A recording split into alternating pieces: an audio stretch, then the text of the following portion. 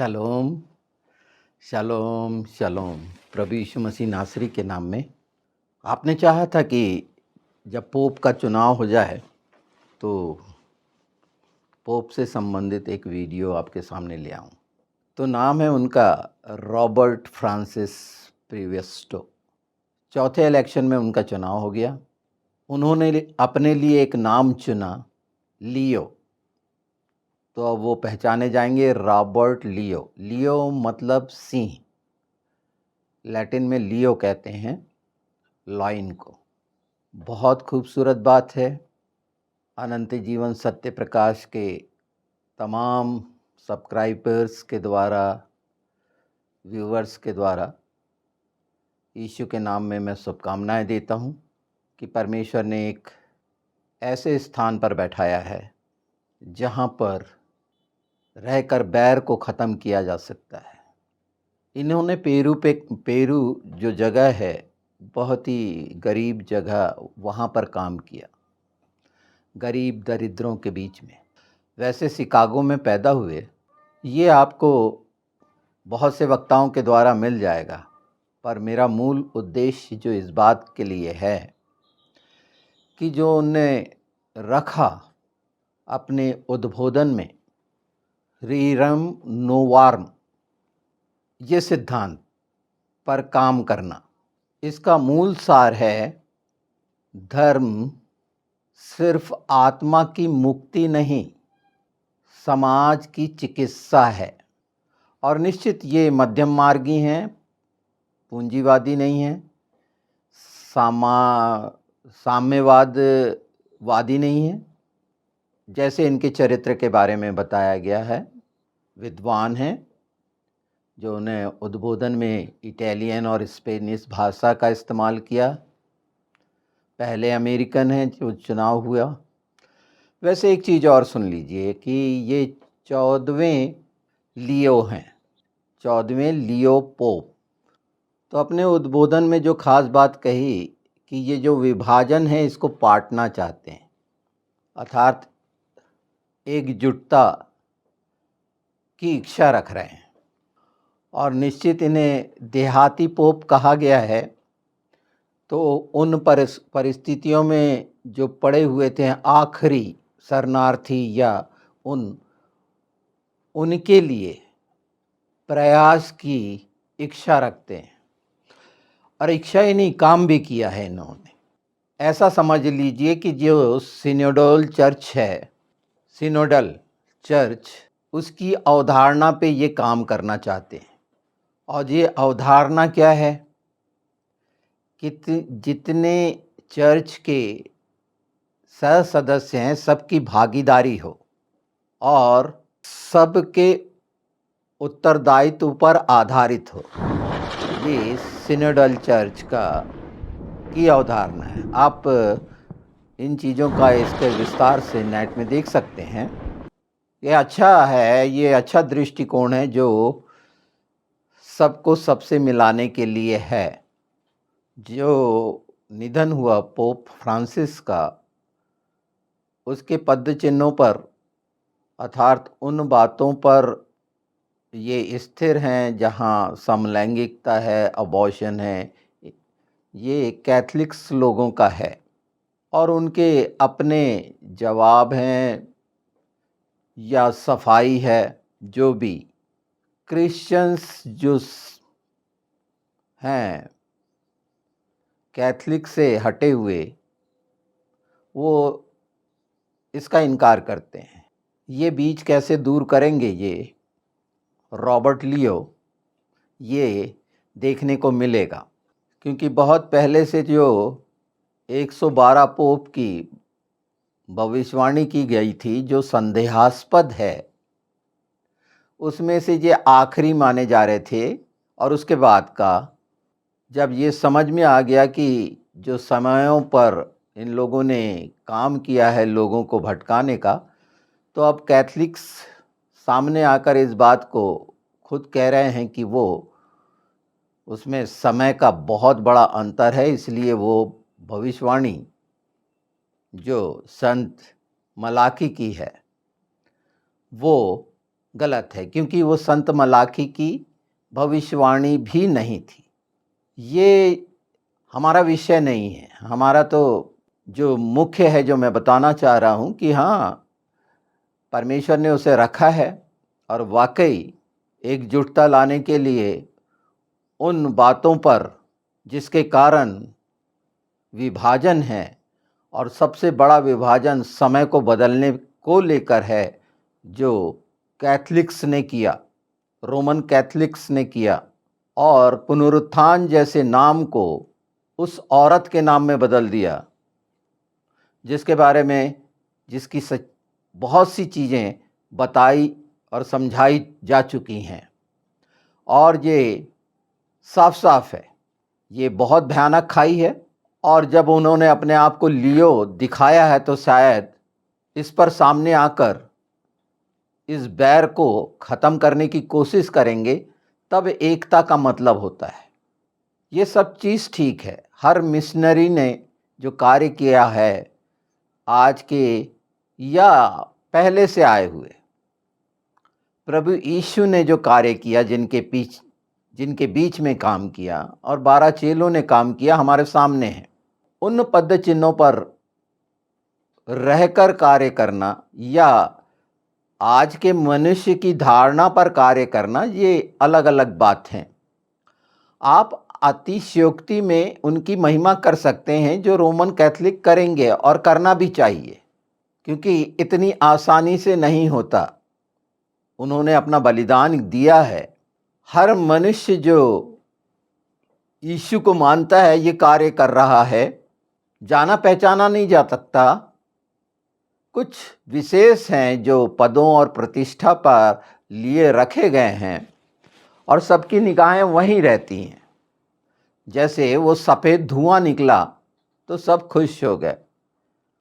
उस चीज़ की छाप है वो, जिस समय साल में एक बार पापों के लिए बलि चढ़ाई जाती थी, और मंदिर के सामने रखा हुआ, उस पवित्र स्थान के सामने रखा वो धागा सफ़ेद हो जाता था, लाल धागा, और पूरा हुआ ये समझ में आता था। इसी तरह से ये केमिकल से धुआं निकालते हैं और एक चीज़ का आनंद मनाते हैं। तो ये ठीक है, बहुत अच्छा है। अगर भौतिक चीज़ों से इनका विश्वास और इसमें आनंदित होते हैं, तो बिल्कुल है कि छोटी छोटी बातों में आनंदित होना चाहिए। पर सही आनंद तो जिस जगह पे रखा गया है, परमेश्वर द्वारा नियुक्त, वो कार्य क्या करता है। अभी तक के जितने पोपों ने, ठीक है, बहुत अच्छे काम किए, पर ये काम क्यों नहीं किया गया? किस समय इतवार को क्यों विश्रामवार ठहरा दिया गया? और बहुत सारी ऐसी चीज़ें हैं जो ये अच्छे से जानते हैं, जिन पर इन्हें कार्य करना चाहिए। अगर सचमुच में एकता और सबको साथ लेकर चलने की बात करते हैं, रोमन कैथलिक के अलावा पोप को अपना धर्मगुरु विश्वासी नहीं मानते।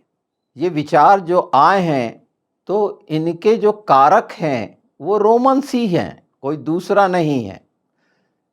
इसलिए मार्टिन लूथर के द्वारा प्रोटेक्ट किया गया था। ये सब होने वाली घटनाएं हो चुकी हैं, पर अब जो करीब है सारी चीज़ें, तो ये अपना उत्तरदायित्व कैसे निभाते हैं, ये हमको अपनी प्रार्थनाओं में रखना है। हमें मध्यस्थ बनना है ये रॉबर्ट लियो के बीच में, कि पवित्र आत्मा उन्हें ये समझ दे कि मुख्य ये विषय हैं, जो बैर के बीज अगर पड़े हुए हैं, परमेश्वर की दृष्टि में हैं, और उस नाम को जो सबसे ऊपर बैठाया गया है, अगर रोमन कैथलिक द्वारा उतना घिनौना नाम पुनरुत्थान को बदल कर दिया गया है, तो उस नाम को वो गिरा रहे हैं, सबसे छोटा बना रहे हैं। ये बात पर उन्हें ध्यान देना होगा। हो सकता है कुछ बातें ठेस पहुंचा रही हों, पर अगर आप पिता पुत्र पवित्र आत्मा की महिमा करने वाले हैं और मानते हैं कि यीशु से उद्धार हुआ है, जो बिल्कुल सच भी है, तो कार्य भी ऐसे करने चाहिए। मरे हुए कार्य लोगों के बीच में तारीफ का कारण तो बन सकते हैं, बहुत तारीफ की गई है रॉबर्ट लियो की, उनके कामों की, बिल्कुल होनी भी चाहिए। पर जब इस जगह पर पहुंचे हैं और जो सिद्धांत वो अपने रख रहे हैं, जो फरीसी सिद्धांत हैं, क्योंकि ये नाम जो सेनेडोल जैसे जगह दिया गया, रीरोम जैसे नाम दिए गए, और वो सिद्धांत एकता का, तो बाइबल में सर्वोत्तम सिद्धांत हैं ही ऑलरेडी। ये अपने बनाए हुए सिद्धांत हैं। मैं इस मत के अनुसार नहीं हूं, मैं बता रहा हूं कि ये ऐसा कर रहे हैं और चाहते हैं विश्व में शांति आ जाए, विश्व में प्रेम आ जाए। जब अपने ही बीच में दरार डाले हो तो दरार आप ही खत्म करेंगे, और ये खूबसूरत काम होगा। ये किसी प्रोटेस्टेंट या अलग पंथ के जितने हैं चर्चेस बने हुए विश्वासियों के, ये उनके द्वारा नहीं डाला गया है। तो इस खूबसूरत मौके पर मैं तो कामना करूंगा, आशा रखूंगा, और जो रोमन कैथलिक का सबसे बड़ा धर्म गुरु है और वो शक्तियां हासिल हैं उसे, तो उसका उपयोग वो कैसा करेंगे ये उन पर निर्भर करता है। अगर इतने विद्वान और ये सारी चीज़ें करे गए हैं तो निश्चित ये बात खटकती तो होगी कि हम जैसे देहाती जो कह पा रहे हैं, गांव के लोग, क्योंकि ये मॉडर्न युग है और तमाम तामझाम और दिखावा कितना बड़ा कर सकते हैं, वहाँ कुछ नहीं है। विश्वास उन खेड़े देहातों में पाया जाता है। अभी तो मैंने देहाती बोला था, खेड़ा शब्द भी शायद आप भूल गए हों। चाहे शिक्षा उन्हें ना मिली हो, पर यीशु से प्रेम अद्वितीय है उनका। और ऐसे परिदृश्य में जहां भयानक है विरोध, European country, Rome, in cities में कहाँ है, कहाँ विरोध है मसीहत? मसीहत का विरोध जहां है वहां रहकर जानिए पेरू की गरीबी दिखी होगी, पर संसार में विश्वासियों का अगर देखना है तो वो दूर दराज जंगल के गांव में, जिसे खेड़ा बोलते हैं, जहां कोई भी सुविधा नहीं पहुंच पाई है, जिनके आराधनालयों को जला दिया जाता है, जिनकी छतें नहीं रहती, बांस के बने हुए रहते हैं, उन लोगों को देखिए कि वहां पर उनके साथ कैसा अत्याचार, हत्या और बलात्कार होता है। यह है वास्तविकता। चाहे वो कुछ ना जान रहा हो, पर परमेश्वर के लिए वो इकट्ठे होते हैं अद्भुत रीति से और अपने प्राण तक दे देते हैं। ये शहरों के चर्च और शहरों की बनी हुई ये मिनिस्ट्रियां जो रखी हैं, मैं उनकी बात नहीं कर रहा। कुछ तो ऐसे हैं कि एक एक गांव में, खेड़ों में एक एक ही विश्वासी है और पूरा वो देहात उसका विरोधी है। वो कैसे रह रहा होगा? कितना बड़ा साहस है! तो छोटा समझ लेना कहीं से भी उचित नहीं है। तो आपको ठेस नहीं लगना चाहिए जब मैंने देहाती पोप कहा, क्योंकि उन्होंने उनके बीच में रहकर ये सारे कार्य किए हैं और अवगत हैं उससे भी आगे का, क्योंकि ये मौका मूर्ति पूजक देशों में उन्हें नहीं मिला है। पर पवित्र आत्मा के द्वारा इन सच्चाइयों को जानना, और जितने सुन रहे हैं, चाहे वो ट्विटर हैंडल पर हो किसी पर भी हो, किसी प्लेटफॉर्म में भी हो, ये इच्छा पोप के सामने व्यक्त करना चाहिए कि काम करने का मौका मिला है यीशु के नाम में, तो ये कीजिए कि ये बैर खत्म हो। निश्चित परमेश्वर की इच्छा पूरी होगी। पर अगर आप उस प्रतिष्ठित पद को बनाए रखते हैं तो आपके द्वारा किया गया काम दिखना चाहिए, प्रेम का काम दिखना चाहिए, मेल मिलाप का काम दिखना चाहिए, वो जो मत्ती 5 कहा गया है वो दिखना चाहिए। बड़ी बड़ी बातों से कुछ भी नहीं होगा। आपका चरित्र चित्रण खूब किया जा सकता है, कैथलिक्स करेंगे, सब करेंगे, बहुत अच्छी बात है कि आपने उपलब्धि पाई है। पर आत्मिक जगत के लिए आप क्या होंगे जहां पवित्र आत्मा का काम है, ये आपको सोचना है। रॉबर्ट लियो के लिए यही मेरा संदेश था कि वचन क्या कहता है। बाइबल का गहराई से सबको अध्ययन करना चाहिए और इन सब बातों का तात्पर्य क्या निकलता है, इसको पहचानिए। हम सबको पहचानना चाहिए, क्योंकि ये बैर के बीज सिर्फ रोमन कैथलिक के भी द्वारा नहीं आए हैं। ये सारे चर्च और सारी मिनिस्ट्री में अपने अपने रीति रिवाज के कारण बोए हैं, उन्हें भी दूर करिए। ये दोषारोपण नहीं है, एक सच्चाई है जो मनुष्य के द्वारा, विश्वासियों के द्वारा खुद के बीच में लाई गई है, और उसके लिए सब जिम्मेदार हैं। तो अच्छा कर रहे हैं रॉबर्ट लियो, आपकी सबकी भागीदारी होनी चाहिए। जैसे कि प्रेरितों के काम में बहुत स्पष्ट है कि सब चीज़ें चेलों के नज़दीक ला दी जाती थी और आवश्यकता के अनुसार वितरण हो जाता था। परिस्थितियां लाएंगी इन चीज़ों को। अभी तो खुद की भूख ही ख़त्म नहीं हुई है, समय लगता है, और जो समय परमेश्वर ने निश्चित किया है इन सब बातों के लिए, वह हम सबको देखने को मिलेगा, और वो भला हो, यही इच्छा रखते हैं। आपको रॉबर्ट लियो के बारे में पूरी डिटेल जाननी है तो आप इंटरनेट पे जान सकते हैं, और बहुत से वक्ता अभी आएंगे जो उनके पूरे चरित्र चित्रण करेंगे। निश्चित एक शानदार व्यक्तित्व है इस पृथ्वी पर, जो ऐसे पद पर बैठा है, जिम्मेदारियां कैसी निभाता है, सिर्फ रोमन कैथलिक्स के लिए या उससे हटकर पवित्र शास्त्र के लिए, प्रभु के वचन के लिए, पवित्र आत्मा के साथ क्या करते हैं, हम देखेंगे। क्योंकि दिखाएंगे पवित्र आत्मा, पहचान हो जाएगी, कुछ चीज़ छिपे नहीं है। तो दायित्व तो छोटे से लेकर बड़े तक को निभाना है, और ये छोटा और बड़ा शब्द पहचानना है कि सचमुच में उतने बड़े पद पर बैठा हुआ ये व्यक्ति लोगों के पैर धो सकता है या नहीं। और यही है आज्ञाकारिता। देखेंगे इसमें उनकी क्या योग्यताएं हैं, और अच्छा लगेगा परमेश्वर की महिमा के लिए।